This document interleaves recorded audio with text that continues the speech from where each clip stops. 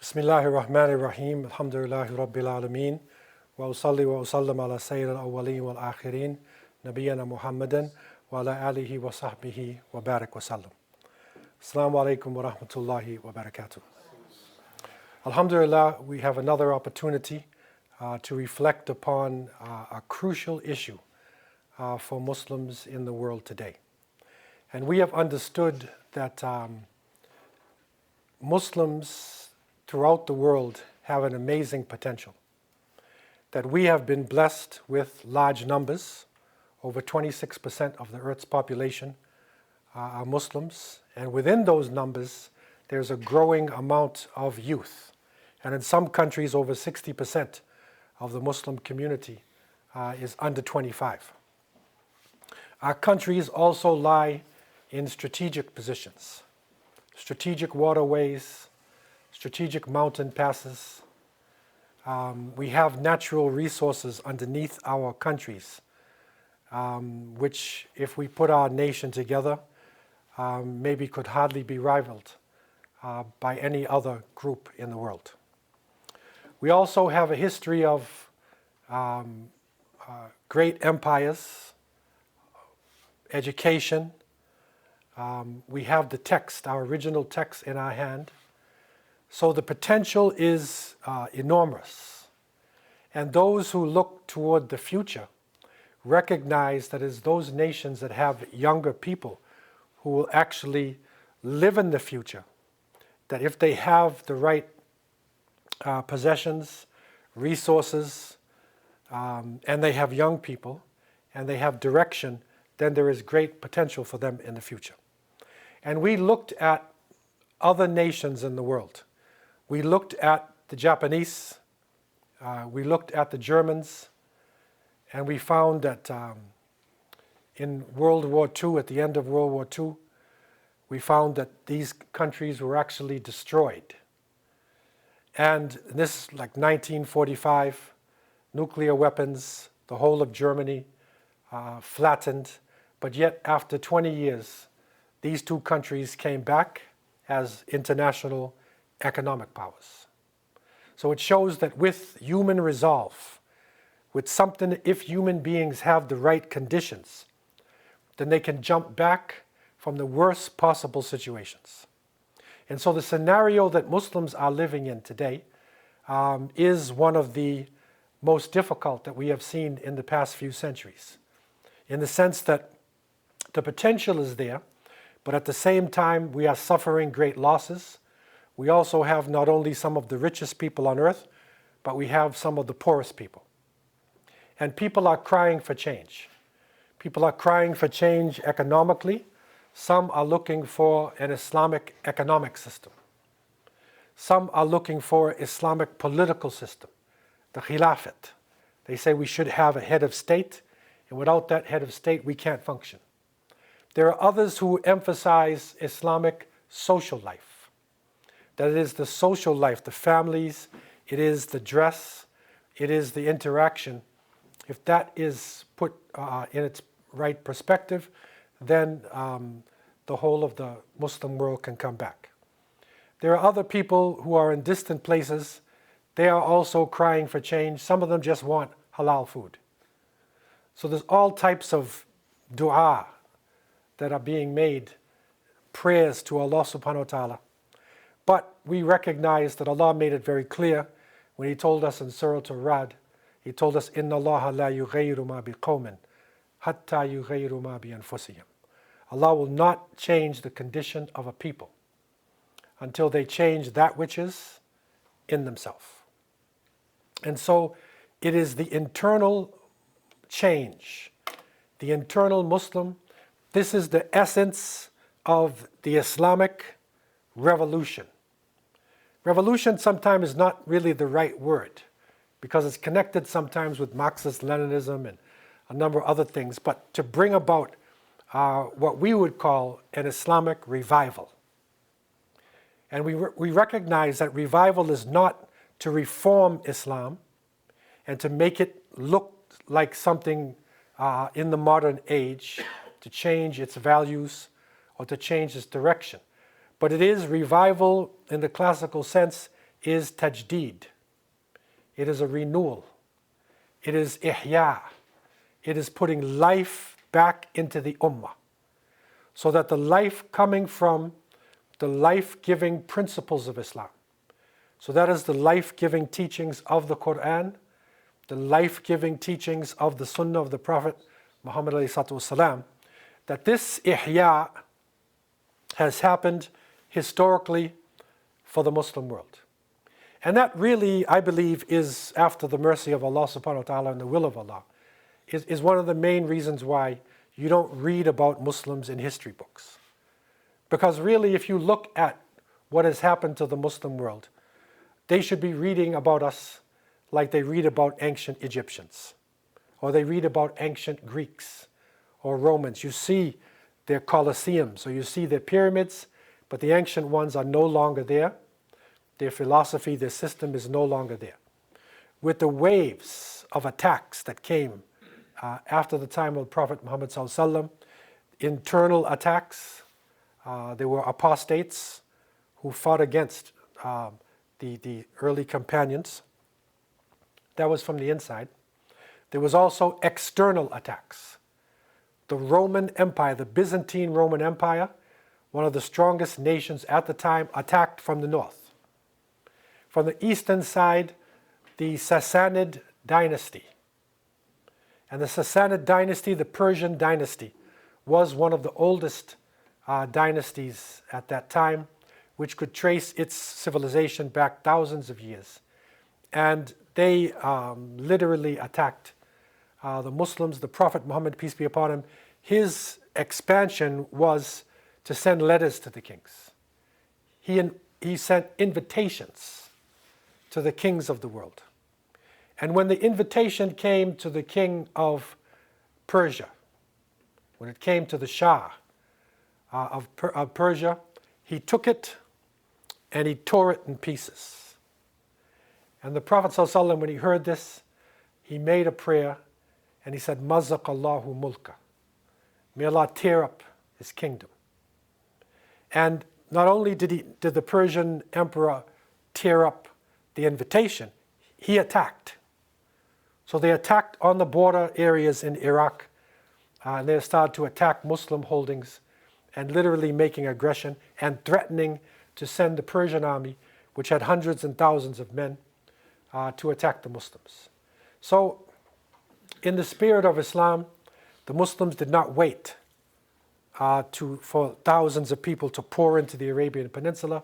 They went out to meet the enemies. And when they went out, they defeated the Romans, Byzantine Roman Empire. They also defeated the Sassanids. So after a long rule, the Sassanid dynasty finally went down, and Islam began to spread in these regions. And so following this, after a period of time, attacks were being made. There were crusaders that came out of Europe. The crusaders began to attack. And they came from Europe through what is now known as Istanbul, Anatolia, and they attacked there, and they literally destroyed Muslim cities. They captured Jerusalem, put it to the sword. And but by the will of Allah subhanahu wa ta'ala, Sultan Salah ad-Din al-Ayyubi, rahimahullah, united the Muslims and revived Islam in the hearts of the believers. And what a lot of people don't recognize about Sultan Salah ad-Din is that before he challenged the Crusaders physically, he dealt with the internal problems of the Muslims. He revived Islam in Egypt. And Cairo at the time was one of the centers of Islam. He revived Islam and he established the Sunnah in Egypt because it had been conquered and taken over by the Fatimid dynasty, which was a Shia, extreme Shia dynasty. And they were controlling Egypt. And Salah ad-Din first established the Sunnah. And he established the madhab, Imam al-Shafi, rahimahullah, he established the Sunnah. He then united Muslims. And then he put out the call for believers in different places, and then he responded to the Christians, and he defeated them. So it was a process that Islam went through, and it started to rise. And another big attack that hit the Muslim world was the Mongols. The Mongols, as we understood, came out of southeast or northeast Asia. They poured into the Muslim world, and I would attribute much of their attack on the Muslims because we were divided, and the people that were living near the Mongols actually disrespected them and were aggressive against them. So the leader of the Mongols, Temujin, known as Genghis Khan, he said there is only one sun in the sky and there is only one Khan on this earth, meaning one king, one ruler. And he sent his forces, and they went out and they carried on a wholesale slaughter on the Muslim world. And it was not until the Mamluks, who also came from Asia, were originally mercenary soldiers. The Mamluks, they were also prisoners of war. They were captured or bought, but they were not put in ball and chain. They became soldiers. They took over Egypt, and they became the rulers of Islam. And Saifuddin Qutuz, rahimahullah, is the one who really led the forces, first dealing with what is happening in Egypt, uniting Muslims, and then standing in front of the Mongols. He defeated them in Ain Jalut. And there, after that, the Mongols began to retreat, and dawah was given to them, and they started to embrace Islam. After the Mamluk period, there was a flowering of Islamic scholarship. So you will see over the different periods, and we learned that the Prophet ﷺ said at the head of every 100 years or generation, there would be a mujaddid, there would be tajdeed, a renewal of Islam. And so it is that renewal that has helped us over the centuries. When the Crusaders, the crusading attacks started to die down, the colonial period came. And in the colonial period, the European powers divided up the world, so-called Third World, and they divided into sections, and they began to conquer much of the Third World. The Muslims were right in the center of this. Okay, but despite this, despite colonialism, Muslims are rising up again. We are faced with what they call neo-colonialism, a new form of colonialism where people who look like us and come from our same nations are ruling us in the name of the West, right? In the name of secularism. So we're facing this now, which is a very serious situation. And it's complex. But what we do know, if you look at the whole of the Muslim world, it is actually on the rise. It is on the rise. And there are more and more Muslims coming up.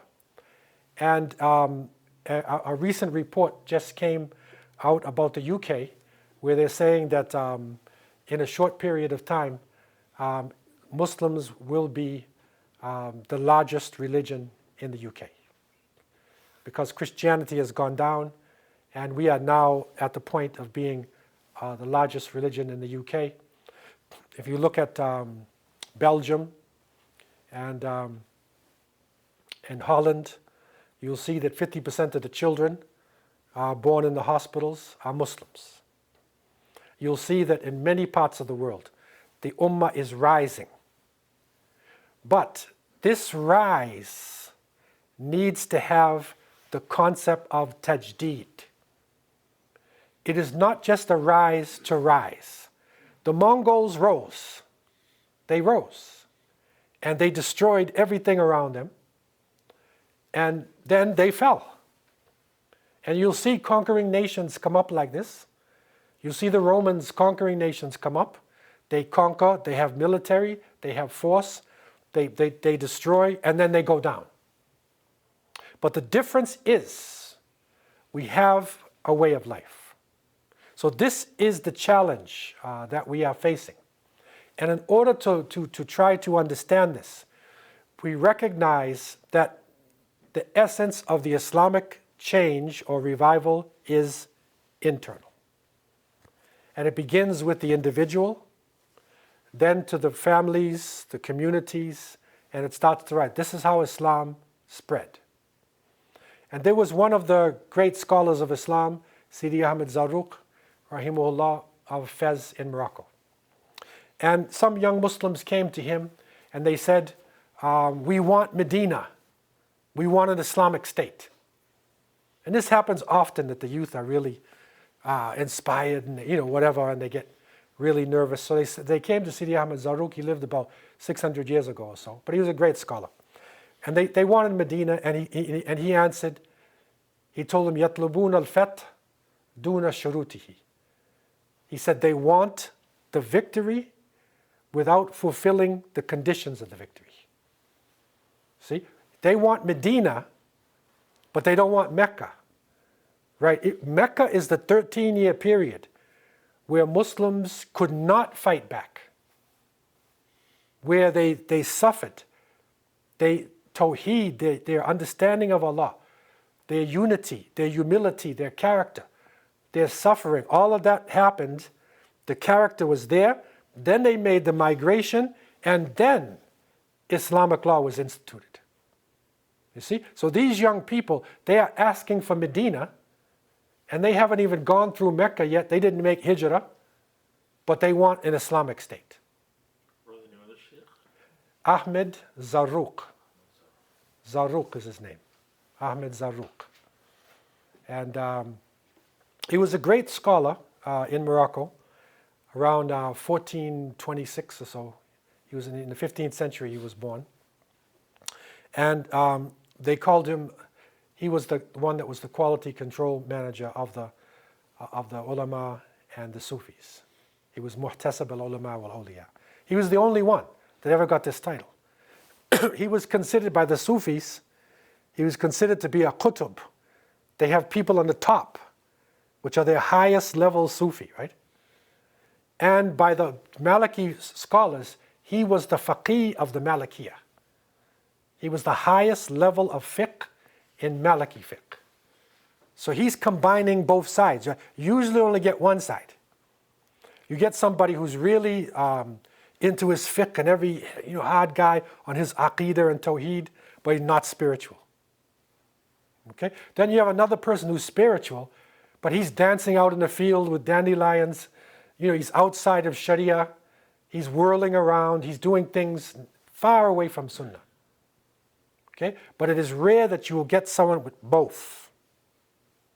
And that's the reason why that, inshallah, as part of our study in the Islamic revival, we're going to be looking at, inshallah, 3 great scholars who had that type of balance. Imam al-Ghazali, Shah Wali Allah Dahlawi, and Sheikh Uthman Danfodio of Sokoto of West Africa. These are 3 great scholars who had balance. Okay? So the point is change, internal change. In other words, the Marxist-Leninist revolution. And this is an issue on the ground. How do you make a revolution? Because people are marching in the streets, right? And even you have what they call the Arab Spring, right? And in the Arab Spring they were saying, Ashab yurid isqat al-nidam. They kept marching and saying, the people want the system to come down. Okay, but if you want it to come down, what are you going to put in place of it? Right? You're marching, you're anarchy. But what are you putting in place of it? The Marxist-Leninists, what they would do, they'll blow up the palace, kill the leadership, take over the radio station and say, now we control the country. That's not our revolution. Our change comes from the individuals, from their hearts, and it starts to move from down up, as opposed to up down. It's a different concept.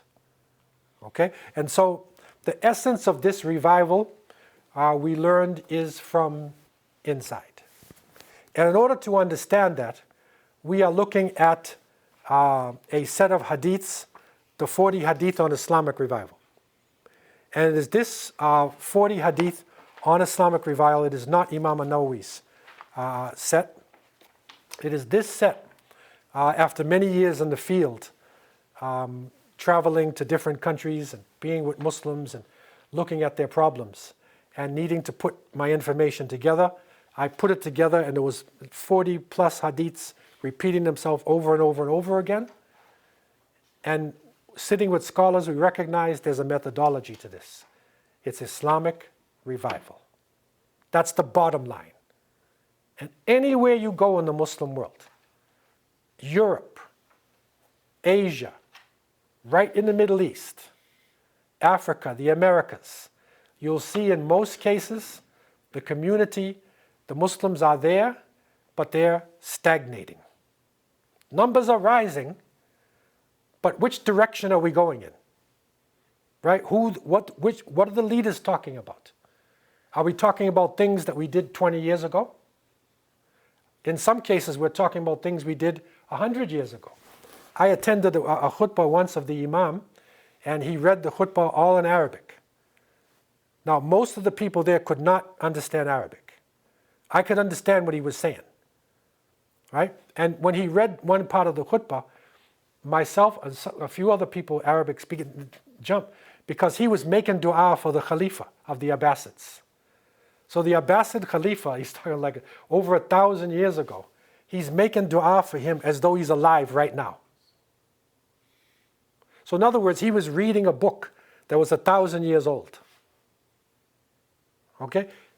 Nice sermon, right? But irrelevant to what we are actually dealing with. When the Armadas were coming in what is known as the First Gulf War, they were pouring into the Muslim world. Some years back, you remember.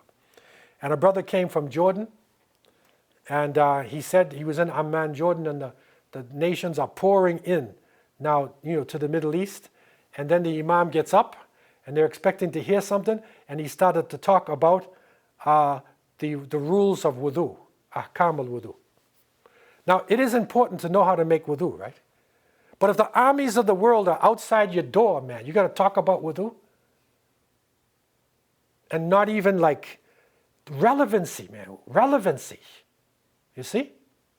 So, to look at this, these 40 hadith are giving us guidance that can help us personally. And I believe that each individual has to be part of an Islamic change. And so nobody has an excuse now. You can't wait for the Imam to do it, or the Sheikh to do it, or the president, or the Emir, or the tribal leader, or whatever it is.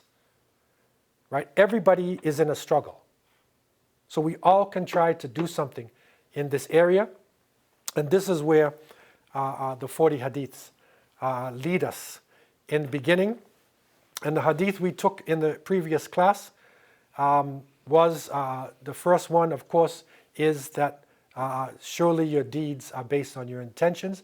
إِنَّمَا الْأَعْمَالُ بِالنِّيَّاتِ وَإِنَّمَا لِكُلِّ امْرِئٍ مَا نَوَى. Your deeds are based on your intention, and everybody will get exactly what they intend. Okay? So the niyyah on the inside is the beginning. And then we learned, as we were looking now at the revival, it's like a plant growing, right? So your internal seed is your niyyah, right? And then what we find over and over again, as it came in a part of the hadith that we read, وَإِنَّ فِي الْجَسَدِ مُدْغَةً إِذَا صَلَحَتْ صَلَحَ الْجَسَدُ كُلُّهُ وَإِذَا فَسَدَتْ فَسَدَ الْجَسَدُ كُلُّهُ أَلَا وَهِيَ الْقَلْبُ. That in the body there is a lump of flesh. If it goes right, the whole body is right. And if it is corrupted, the whole body is corrupt. That is the heart. So it's the inside. So we are looking at the issue of the heart itself. And in looking at the issue of the heart, we're fortunate to have even science, to have new understandings of the heart itself, because people used to think that a human being is a brain, a hard drive, which runs, the heart just pumps blood, and then the rest of the body functions. Right? But the reality is, as we understood, that the heart is actually, there's something else happening with that lump of flesh. There's something else inside of this, which expands past it. Okay? I mean, even the Hadith said there's a lump of flesh, mudghah. Right? So that is the mudghah. Okay? Now, if this is just pumping blood, right? Is that going to affect everything? If when the person came to the Prophet ﷺ and said, tell me about bir, righteousness, and he said, istafti qalbak, ask your heart. Did you ask your heart about pumping of blood? There's something else to this. You know what is shocking about the heart? As we read, that this cardiovascular system, right, when the child is born, it is one of the first parts of the embryo to be developed, is the heart. Okay? You would think it was the brain, right? Because the brain's was supposed to be just a brain. No, and also the heart cells, right? It is heart cells that form the heart. And these heart cells pulsate. They pulsate, and no other cells in the body actually pulsate. So from there, it's actually like an engine, man. It's pulsating, right? And the strength of the heart, they have measured it to be 5,000 times stronger than the brain. What is coming out of your heart. And we also found out that the heart itself, it has its own brain. It's got an organized network of nerve cells and plexi. Okay? And so it literally has its own thinking process coming out of your heart. Your information is in your hard drive. So your brain has got that, right? And the brain has certain parts of the brain too, right? That do different things. But the strength of the heart overwhelms everything. Okay? And you can say that every cell in the body is permeated with the life force from the heart. So literally, this is the life force emanating through us. And some of the ulama call the heart, which is like your conscience, is like your energy, right? It's the door to the soul. It's literally this force in you. It's a force in you. And behind that is your soul, a ruh. But the ruh is something nobody knows what it is. It is some kind of light. What it is, nobody knows. But we do know that the heart is a type of conscience. It's an energy that's in us. And it can be negative or positive. As the Hadith said, remember, if it is good, everything's going to be good. Because you've got positive energy pumping throughout your whole body. But if that energy is negative, you have negative energy pumping throughout you. Think about this, the Hadith relative to the science, right? You literally have negative energy permeating your body. And shocking new findings that have come out is that the electromagnetic field of the heart has been measured to be 3 to 4 feet from the body.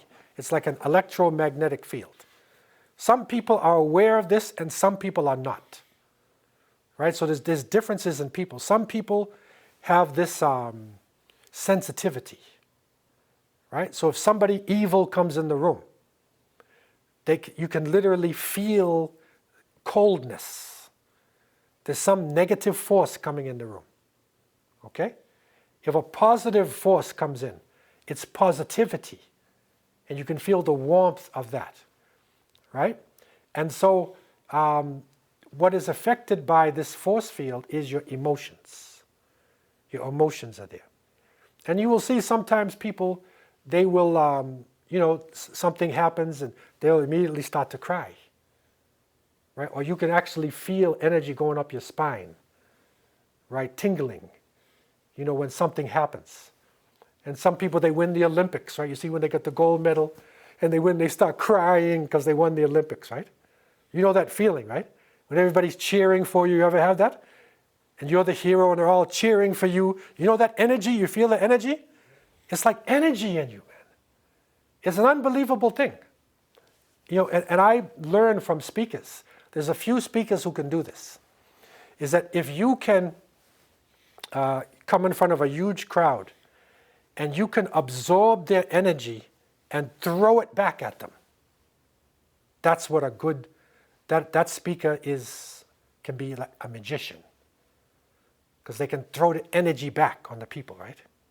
And they can make you laugh, they can make you cry, right? They have a control. It's bayan. And the Prophet, peace be upon him, said, there's siha, there's magic in bayan. You see? So the emotions, the energy, this is what we're talking about. And the Prophet ﷺ said, when he lined the companions up, he said, shoulder to shoulder. So your hearts will not be divided. Now think about this. What did he mean? He didn't just mean the lump of flesh on the body, right? It's almost like your energy force. Don't separate your energy force from your brother or your sister. You see it?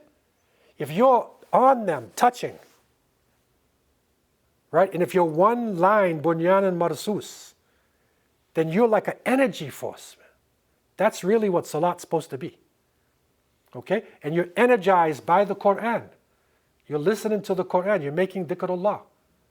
Right? So then the salat, out of the salat would be the jama'ah. It comes, the group, the united group. So all of these things are connected together. And this is where the hadiths, we looked at a number of hadiths relative to the heart itself and where it was going. Another point that I brought up last week, and I'll just go over it as a slight review, and that is that even remember that Islam is not only in the time of Prophet Muhammad ﷺ, it's from ancient times. And prophets were sent to every nation and every tribe. Prophets came to China, India, Africa, Europe, the Americas, everywhere prophets came. And I searched in different countries for Tawheed, for the oneness of God. And one of the places that I searched fairly deep was in Egypt. And that is not just Egypt in Cairo. I went south. I went underground. And underground, you will see hieroglyphics, and you go back into the ancient writing of the Egyptians. And I was shocked to find out that the ancient Egyptians, they believed in the Day of Judgment. So they believed that a time would come, and there was judgment, and there's going to be hellfire, and there's going to be paradise. That was within their belief system. Okay? And they had what is called the negative confessions. And they say that, you will be judged. It will say, did you eat? Did you do this? Did you swear? Did you kill? Did you hate your neighbor? And if you say yes, you got to say no to all those things, right? And you can't lie. Whatever you did is going to come out, right? They call it negative confessions. And so you got to be no to all of these things. You know what one of them was? Did you eat pork? It's ancient Egyptians. That was one of them. And you better say no. Okay? Now, what I found out, and this is the actual picture of it. And again, you have to go through hieroglyphics and the ancient writing. It's not the same as ours, because in terms of pictographs and whatever, this is another nation. So our Sharia does not apply to them. But this one, you can interpret certain things that you will see the God of the dead, there like judging this individual. It's like a scale, right? See the scale? And you look on the right side and you see a feather. And on the left side, you see it's a heart. And the feather is being weighed to the heart. And it's saying if your heart is, it better be, lighter than a feather in sin. Right? If you got wrong, heavier than this feather, then you're in trouble. So, and that's what I was shocked about. It was the heart was on the scale. Because remember what the Prophet said. He said, innamal a'malu bin niyat. All your deeds are based on niyyah, your intention, right? And then the Prophet, peace be upon him, said, mahala niyyah al-qalb. He said the place of the intention is the heart. Egyptians were on it, man. They were on it. You see this? They were on it. They knew what it was. That it is this energy force, the center of your energy force, which is going to carry your niyyah, carry your intentions, right? And your positive or negative energy, that's going to be weighed, right? And so this is a deep understanding of the heart and how other nations also began to look at the heart. Now, one of the aspects of the heart itself, and we will go more into details later on, inshallah, when we read from our great scholars. But I want to touch on this point to show you how deep the study of the heart is. Because really, this is one of the key studies in the whole revival. Because if you straighten out your heart, then the rest is going to go okay. But if you don't straighten out your heart, like many people see, they win the revolution, they take over, right? I don't want to say, there's some things that even happened recently. They take over the country and everything. Their hearts are not right, man. So they start fighting each other, right? The enemy's gone, and their heart's not right. They didn't straighten out what's inside of them, so they fight each other. See this? So the heart itself, right, which is so important. There is a study which is called diseases of the heart. Amrad al-qalb. There are certain diseases in the heart. Okay, and these the ulama have found, this is not chickenpox and Ebola. Right? These are different diseases. And the ulama named them diseases. If your heart becomes diseased, then you're finished. And they have isolated certain diseases. And I want to give you a taste of this now. And eventually, inshallah, we'll go into more details on these. But some of the diseases of the heart, in other words, there are certain qualities that if this quality takes over a person, then they're spoiled. One of them is al-kibr. It is pride. It's pride. And really, pride is one of the original sins, in the sense that the shaitan, wa'iyadu billah, as he said, that he refused to bow to Adam, saying, you created him from clay. You created me from fire, and you created him from clay. He was proud, arrogant, right? So this pride, al-kibr, this is a serious disease of the heart. And this can ruin everything in a person's heart. So for instance, it's usually something physical. So the person is proud of their height. We're tall people. They're proud of their skin color. They're proud of their eyes. They're proud of their nose. Whatever it is. It's usually something physical. Sometimes they're proud of their family, their lineage. They're proud of their language. I speak a certain language. Some foolish people are proud of their passports, right? Even Muslims. But that passport can change tomorrow, right? But pride is like this, right? It's something that, it's not logical, but people thrive on it and they gain strength out of being proud of different things. So the pride, the inward pride is the kibr, right? The outward pride, or the expression of pride, is takabbur. And that is from the same root word, takabbur, and that is arrogance. So in other words, if the person thinks, I am a noble person, right? And he looks in the mirror all day, that's one thing. But when he goes outside and looks down on other people and treat them like dirt, that's takabbur, right? That's outward form, right? Right? And pride is a dangerous thing. Pride will destroy, a person. You can't be a humble person if you're proud.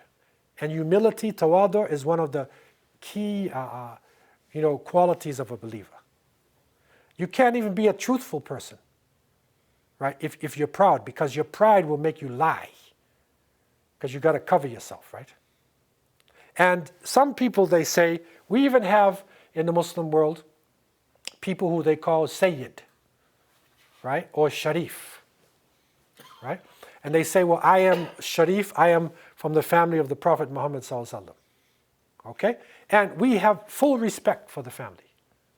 But the problem is sometimes the people, they take it too far. And you say his name is Sayyid, and I found out, from somebody, because the Sayyids are all over the place. And I met somebody in Medina. I was living in Medina as a student, and this Sayyid Ahmed Haidar took me to his house. He claims he's a real Sayyid. So, okay. I was just innocent, okay, but he wanted to prove it to me. So he brought out this giant book with all these names, right? It's like a family tree, right? So they're supposed to have a family tree that leads you back, all the way back, right? But what happens in some cases is that people said their name is Sayyid, and when you check them out, what happened was a Sayyid came to their village. And because the Sayyid came to the village, everybody became Sayyid. Okay? That's not really what a Sayyid is. Okay? And the fact that you are a Sayyid does not mean that you're holy and you're saved. That's the next problem. Because some people will think that they're Sayyids and they're holy and they're saved. We had a Muslim brother who accepted Islam. He was Portuguese origin. He was Guyanese Portuguese. You have Guyanese, the Portuguese colonized, right? Nice brother.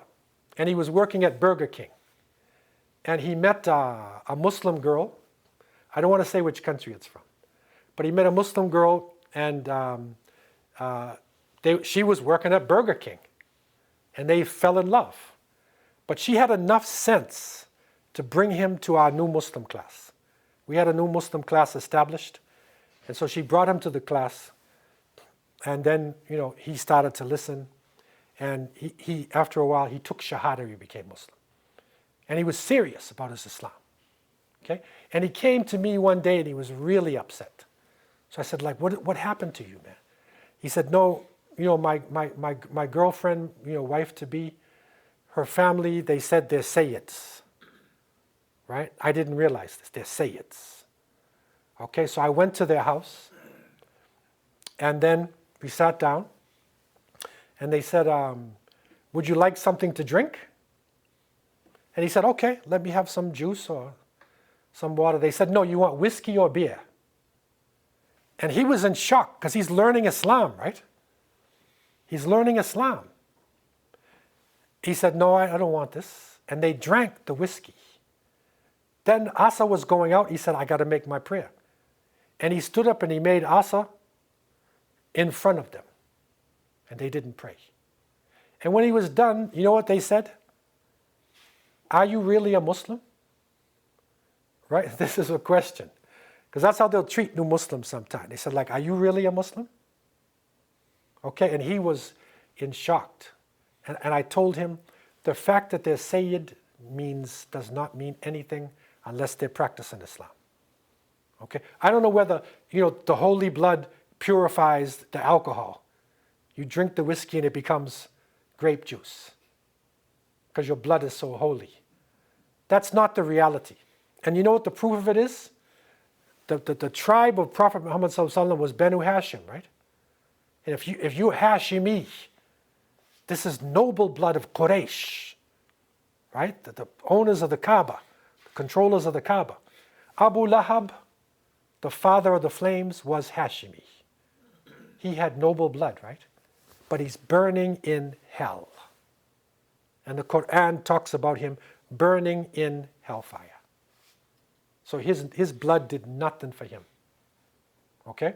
So pride is that thing that can pump the person up. Totally they forget about who they are and they can live in a delusion. So the scholars, and I'll go into more details later, but Sheikh Uthman Denfodio from Hausa from West Africa, he was a great scholar. And he said, when you have these diseases, you have a knowledge cure and a practical cure. Okay? Your knowledge cure for pride, think about your creation. Where did you come from? You came from, sperm and, egg. What were you? Nothing. And when you die, where are you going to go? You can be Miss Universe, and they put you in the grave. Nobody's going down there with you.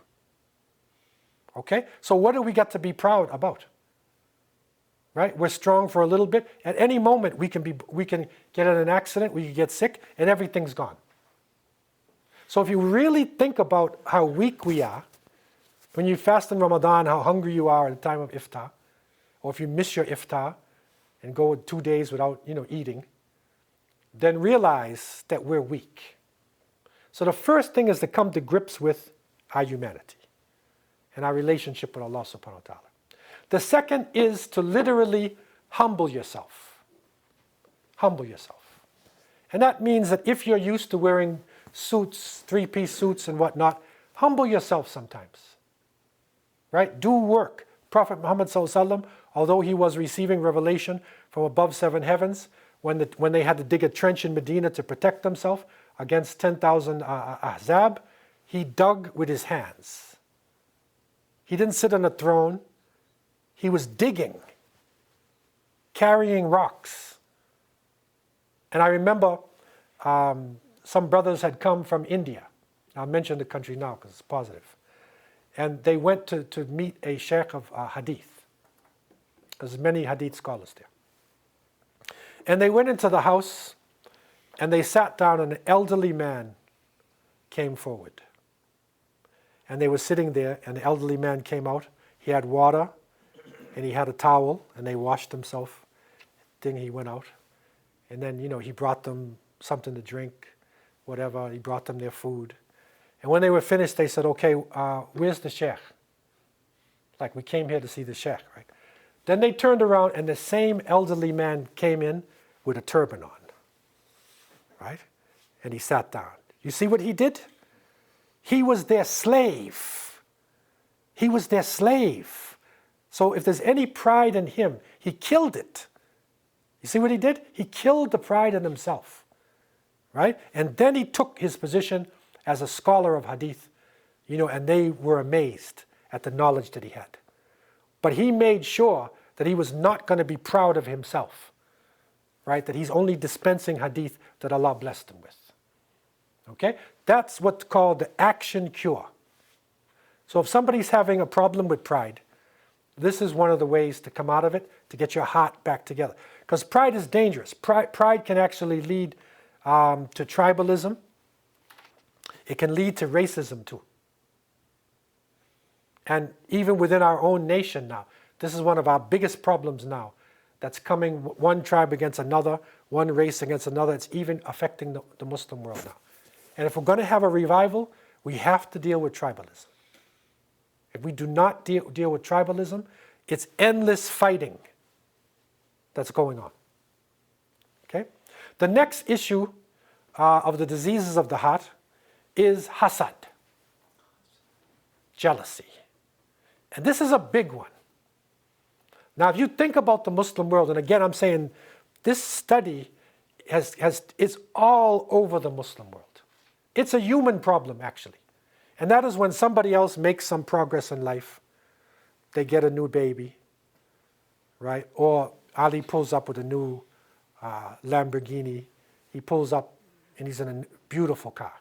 How do you feel when you see Ali in the car or you see Zainab with the baby? How do you feel? If you look and you say, I would like to have a car like his, that's okay. Because you would like to have a nice vehicle. But if you hate to see him in it, and you say to your friend, look how ugly the color is. Look at his tires. You see the hasad? You hate it. You feel like this corrosive feeling inside. And you hate it. And the woman sees the baby. And she hates it. And she starts saying bad things about the child. It's a dangerous thing, right? Now, we have a lot of superstitions in the Muslim world about evil eye, right? It is a reality, though, of hasad. Okay, so that's what hasad is. It's that corrosive hatred and that negative feeling when somebody else makes some progress, and you get this, and the shaitan can actually use it against other people. But the Prophet, peace be upon him, said, Iyakum wal hasad, fa innal hasad yakul hasanati kama takulu nara hatab. He said, beware of jealousy. It will eat up your good deeds like a fire eats up firewood. In other words, you go to Hajj, you pray, and you're jealous of people, burns it up. You look at the Hadith, like firewood, right? It's going to burn up all your good deeds like firewood. This person compiled all these good deeds, and they come back and they're jealous or evil-eyeing people. All of it's burnt up. All your Hajj and Umrah and your Zakat and your Sadaqah and all the things you think you did. Right? Hasad can destroy it. So really the Hasid is more in trouble than the Mahsud. Right? The one who has the jealousy really gets hurt more than the one who's jealous of. Right? But it is dangerous. Some people go too far. I lived with the Bedouins in Medina for a while. And when the Bedouin people next door had a baby, they came into us. And the baby was like wrapped up in a cocoon, like it had kuhul surma in the eyes and whatever. When you see the baby, you have to say, MashaAllah, Tabarakallah. You have to say that. You have to say, MashaAllah, Tabarakallah, may Allah bless. If you don't say that, then they look at you like, what's wrong with that person? There's something wrong, right? And so they're really paranoid. In many of our cultures, we have a paranoia like this. You know what I'm talking about? Have you seen it in your cultures about babies? Evil eye on babies? Right? Any examples of this within the cultures? This is... They put the dot, they put the string. Yeah, a dot, and Evil eye. so a dot and a string on the thing too. Puts the black beads on the hand, black and white. So there were black and white beads, and then of course they'll use the ta'weez or the tamima. They'll hang the amulets to protect the child. And this is because they think that this evil eye is such a terrible thing. You know, that it's a big superstition in the Muslim world. And we're going to be looking at superstition as one of our hadiths. But it's a big superstition in the Muslim world coming like that. Even in one country, yeah, you have an example of it? No, I'm asking, isn't that shirk to hang that stuff? Yes, so that if people are hanging this, and we're going to find out later, it's actually a form of shirk. Right? That you're trying to defend yourself with an amulet. Okay, so this is out the way. One country, they even said that the boy was really handsome, so they named him Himar. They named him Donkey. So if your name is Himar, nobody's going to be jealous of you, right? That's taking it too far, man. That's taking it too far. You see? So think about the knowledge cure in a sense of, you know, if the person is blessed with a child or material wealth, that's a test. Because the Quran says your wealth and your test and your children are tests to you. It's fitna. So that child can be a biggest test on that person's life, right? Or that money can be a test on the person's life. So don't get caught up in this thing. Okay? And, you know, humble ourselves. Realize where, you know, your risk, where your provisions are actually coming from. Okay? Another big disease of the heart is, which has been identified by the ulama, and that is ghadab, kathrat al-ghadab. And that is uncontrolled anger. And you have ifrat and tafrit. You have some people who are too angry. They have too much emotion. And you have some people who have no emotions. So the one with no emotions, they see the Muslim world, they see people under attack. Even the man sees his own wife, people, attacking her or saying, he doesn't even feel anything. So he needs some emotion, right? But the one that's, usually the problem is uncontrolled anger. To the point where the Prophet, peace be upon him, said to one of his companions when he came to him, he said, La taghdab, don't get angry. Don't get angry.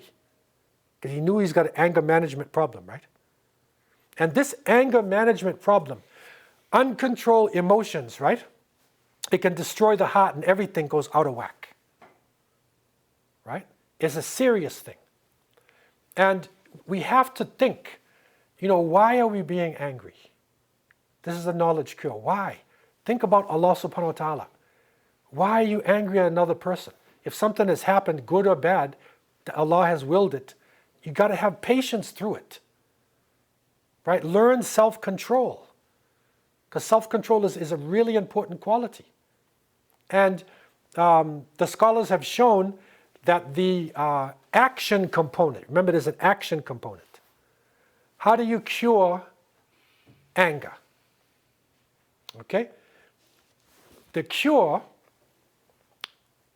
or at least part of the cure, after remembering Allah subhanahu wa ta'ala, is that you should make isti'adha. You should seek refuge from the shaitan, even you spit over your left shoulder. Because shaitan could be pumping you up.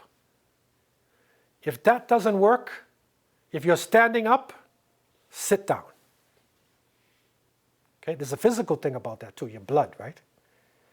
If that doesn't work, if you're sitting down, lay down. Right? This is from scholars, right? This is like psychology, right? And if that doesn't work, many of them say, make wudu. Because that will put out the fire, right? And I remember I was doing counseling in Israel, some years ago. And a family came to me. I'm not going to say which country they come from. And the sister was short, fiery sister. And the brother was tall, muscular guy. They came in and her face was like black and blue. Right? He beat her up. Okay? And they said, we have a problem. So I said, what's the problem? The problem is that when she's frustrated, right, she knows what to say about him to get him mad. Okay? So he comes in the door, maybe they didn't have a good shopping that week, and she says, you weak little man, who did I marry? Is this the best she knew how to, they say press his buttons, right? She knew what makes him mad. She has got a slight problem too, it's like masochism. Although she's the abused. So we take her side, right? But she recognized she had a slight problem. Because she would pump him up, he would start shaking, and then hit. Right? And then they're in a cycle. So they said, what should we do? I said, I'm not a psychiatrist or a psychologist.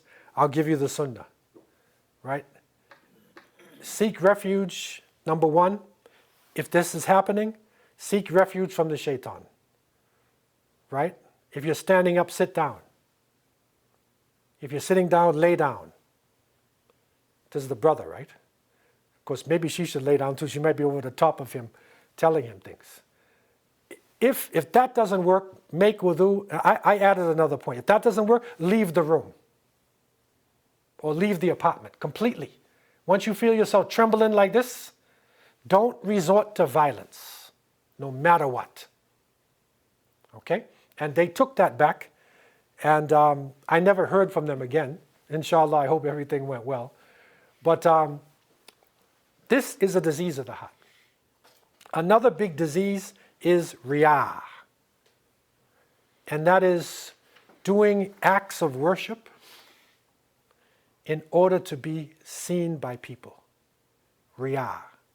This is a big disease of the heart. Riyah is from the verb ra'a, which means to see. Right? So in other words, you're doing a form of ibadah in order to be seen by people. So the person pays zakat in front of the crowd because he wants the name. Okay? Or he goes to Hajj and he comes back and he puts over his shop, Al-Hajj Ali. So if you're going to buy something, who are you going to buy it from? And you see Al-Hajj Ali and you see Zaid, you're going to Al-Hajj's shop. So he did it because he wanted people to buy his goods. Right? It's like riyah. And everybody has some riyah. I mean, you have riyah in a sense of when you get up in the morning and you got to go to work, then you will dress according to where you're going. There's certain standards. It's Jumu'ah. You want to dress nicely. Right? So there's a certain amount. This is ibadah. It's when you're doing worship, right? When the worship comes in and to be seen by people, then it's even considered to be shirk al-asghar. It is a lower form of shirk. Okay? So it's a dangerous thing. And we have to think about, you know, who are we doing, you know, this worship for? Right? Who are the people? What is the whole purpose of our prayer, of our fasting, or other things? And if it is the case where a person feels that they have, you know, riyahs coming, then they can step out of certain situations. Like, for instance, there's some cases, I'll show you two cases. There's a case of people who came into this masjid after Jummah. So people are making 2 rakats, 4 rakats after Jummah. And they stood and they watched these people pray. One person was about to pray, and he looked at the group, and he knew that they would be watching him. Okay? So he said, I'm not going to do this. Because you can make your sunnah at home or other places as well. You don't have to do it in the masjid. Okay? So he preferred not to do it because he didn't want to fall into riyah. Because it's very easy. The other brother, Allahu Akbar, as he's praying, the people are looking at him and saying, MashaAllah, look at how beautiful his prayer is. And so he took a long time. He goes in sujood and he's long time. Now, think about it. He's praying for Allah and also them too, right? Because he can hear them talking. Now you're caught in this thing. Your heart is now out of whack. Okay? And he gets up and he finishes and he makes his salams and he turns to the people and he says, and I'm fasting too. You understand? You understand what he said? He's gone now. He's gone. Riyah has taken him completely. You see, he wants more. See, I'm fasting too, right? So he wants them to cheer for him and raise him up. Right? Now he's not praying to Allah, he's praying to that crowd. And his heart is diseased. There's a disease inside. Because the niyyah is intention. Why are you doing things, right? Remember. So this issue of the heart is really a very important issue. It is a crucial one. And we need to recognize what diseased hearts can do. Right? They can cause tribalism, racism, right? Oppression of the poor, treachery. All of this thing can come when the person's rotten on the inside, even though outside they may look beautiful Islamically. But inside they're rotten, as we would say, rotten to the core. Right? That means inside they're rotten. You see, and when the heart goes bad, إِذَا فَسَدَتْ فَسَدَ الْجَسَدُ كُلُّهُ. As the Prophet said, if the heart is corrupted, the whole body is corrupted. Everything. So this really is a key part of our Islamic revival. It is the first stage that we need to understand, and you know, really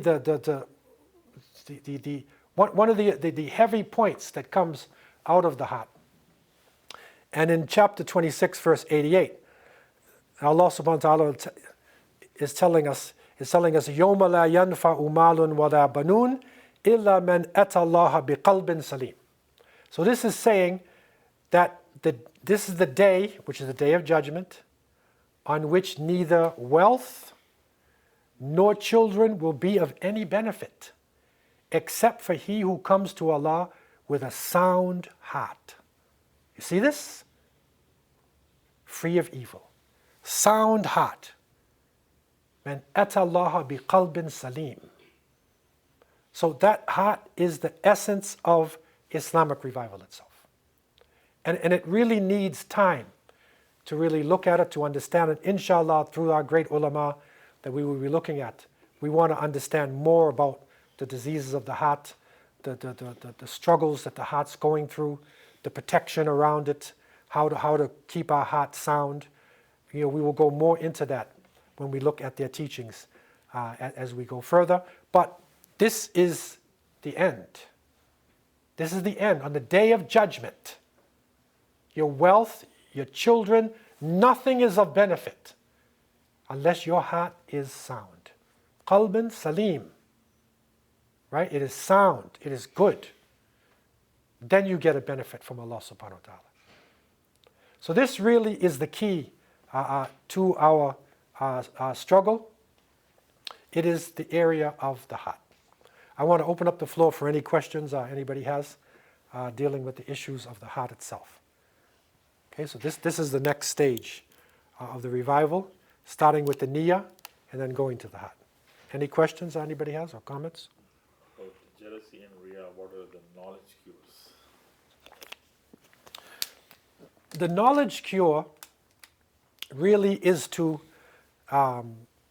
reflect on our relationship with Allah subhanahu wa ta'ala, especially with jealousy. If somebody gets some materials or a child, realize that that was given to them by Allah subhanahu wa ta'ala.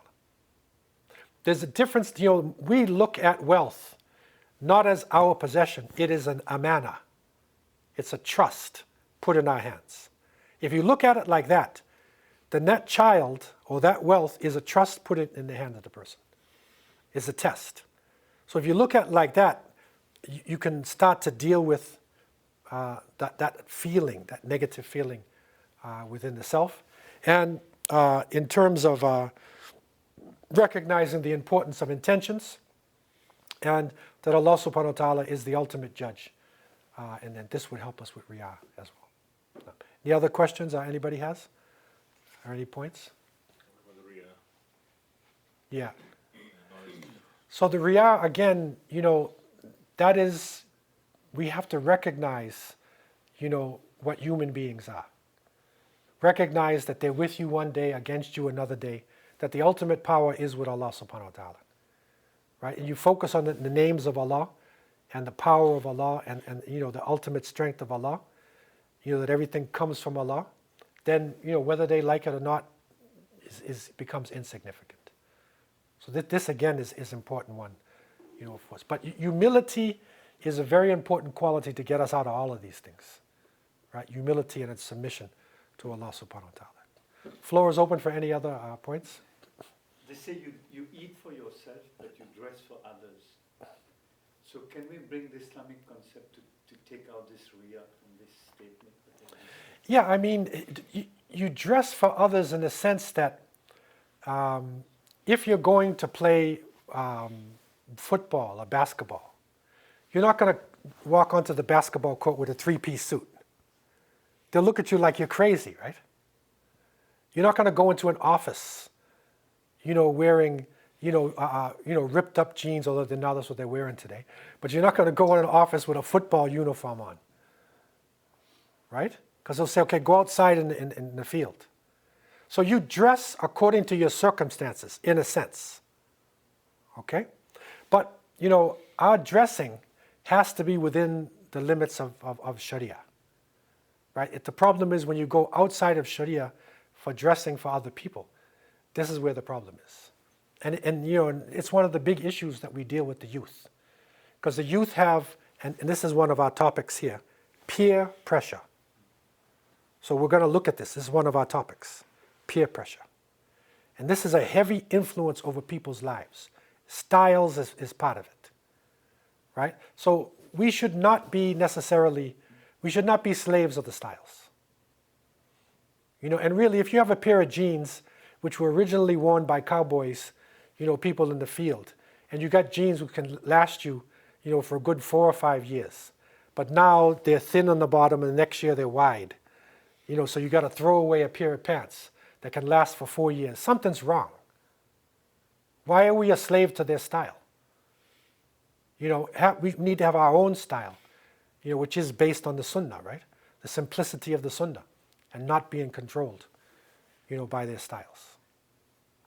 Now, We're talking about jealousy in the heart here. I'm wondering where this one came in with the ayat of the Quran that where the situation with Aisha radiallahu anha when that rumor was started about her character and all those ayat that came to warn us after that with that same revelation. Where does that fit in with this? yeah, well, that in a sense is a type of evil that is there. And I guess there is jealousy of the Prophet ﷺ and his family. But the big part of that was slander and the tongue. And that's one of our categories. So really, I mean, part of the reason why they do slander sometimes is the hasad.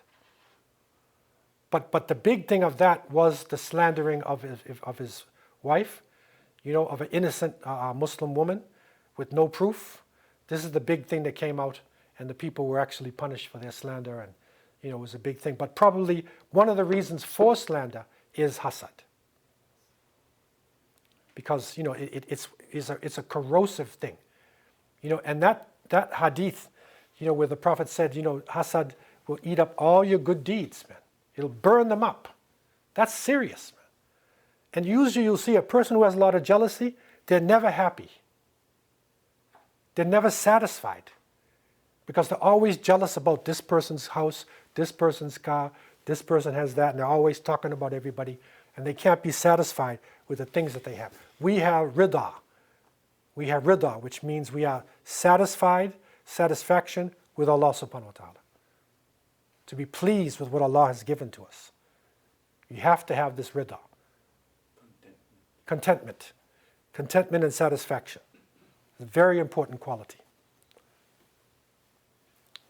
Now, and so in conclusion, the next class, inshallah, we will be looking at character. And this is where the change, the revival goes from niyyah, it goes to the heart, and now it starts to express itself in your character. You're going to start to see it comes out of the individual, in the character. And we will look at that, inshallah, next week to try to understand, more about character itself.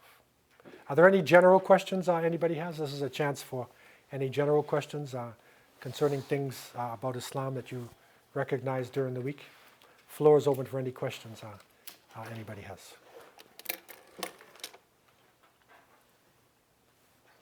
So this book, if anybody didn't get it, we do have some copies of the book available here. If anybody wants to get a copy, this book is available. And we'll be going through it. It'll be there in every class. You can purchase it, inshallah. So have a safe journey home, inshallah. We'll see you next week. Wassalamu alaikum wa rahmatullah.